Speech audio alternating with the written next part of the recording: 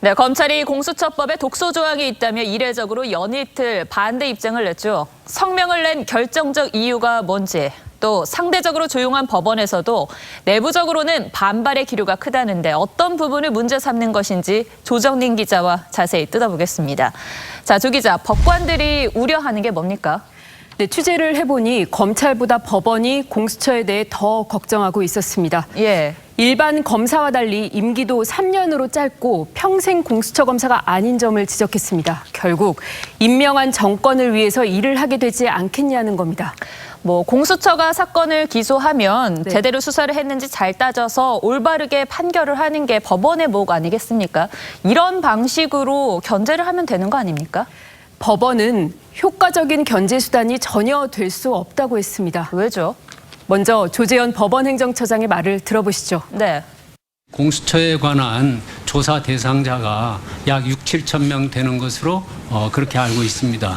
그런데 현재 법관 정원이 3,220여 명이기 때문에 전체의 반 정도가 법관입니다. 모든 법관을 이 공수처의 수사 대상으로 한다라는 것이 과연 필요하고도 상당한 것인가? 이 점에 관해서도 좀 검토를 해 주셨으면 합니다.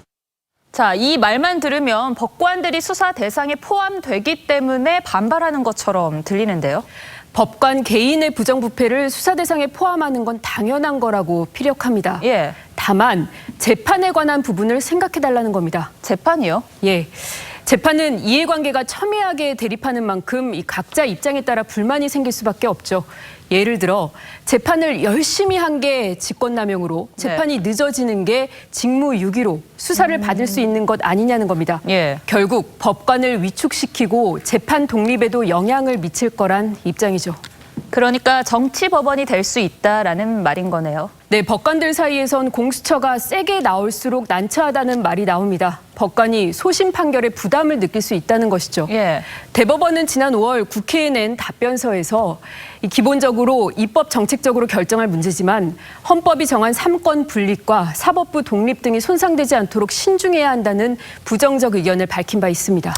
네, 자 이번에는 검찰 상황을 한번 보죠. 네. 대검이 공식 반발 성명을 냈습니다. 윤석열 총장의 의지가 반영된 거겠죠? 네, 수정안에 24조 2항과 4항이 들어가면서 윤 총장이 독소 조항의 문제가 매우 크다고 한 것으로 전해집니다. 입장을 정리하라고 윤 총장이 지시를 했고 처음으로 반대 성명을 낸 겁니다. 네. 조항의 내용은 고위공직자 범죄는 모두 공수처에 통보하고 공수처에선 이걸 수사할지 여부를 결정에 답한다는 겁니다. 그들의 표현을 빌리자면 전혀 상상도 못한 조항, 꿈도 못 꾼 조항이라고 했습니다. 하지만 검찰은 그동안 공수처법에 대해서 국회 의견을 따르겠다라고 하지 않았습니까? 맞습니다.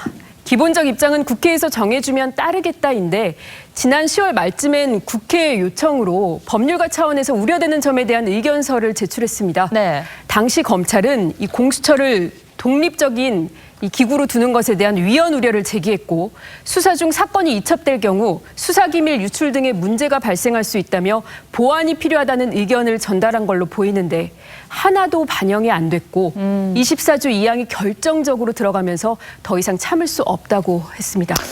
하지만 검찰과 공수처가 서로 견제를 하고 또 통제를 하면 되는 거 아니겠습니까? 네, 검찰이 주장이 그래서 경강부회라는 지적이 있습니다. 네. 들어보시죠.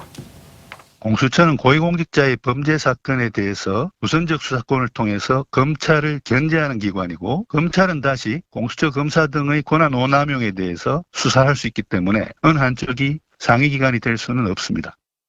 사실 검찰이 살아있는 권력에도 수사를 해왔다면 지금의 공수처 설치도 명분이 없지 않았겠습니까? 맞습니다. 그래서 그간 검찰 내부에선 우리가 공수처를 막을 명분이 있겠나라는 목소리도 있었습니다. 예. 법원 일각에선 이런 시각도 있습니다. 한 고위법관의 말을 빌리면 옛날 검찰은 수사를 이미 정치적인 프레임 속에서 진행하는 것 아닌가 의심이 들기도 했다고 했습니다. 예. 윤석열 검찰의 행보는 과거와 달리 좌우 진보 보수 진영 가리지 않고 원칙에 입각해서 하려는 노력이 보이는 것 같다고 평가하기도 하는데요. 그래서 검찰이 진작에 이렇게 했으면 공수처는 만들 필요가 없었을 것이란 얘기도 나옵니다. 그 부분은 검찰이 새겨들어야 할 것 같고 또 현재의 공수처법은 정권 보위용으로 전락할 수 있다는 우려 역시도 정부와 여당이 새겨야 할 것 같습니다. 자, 조 기자 오늘도 잘 들었습니다. 예.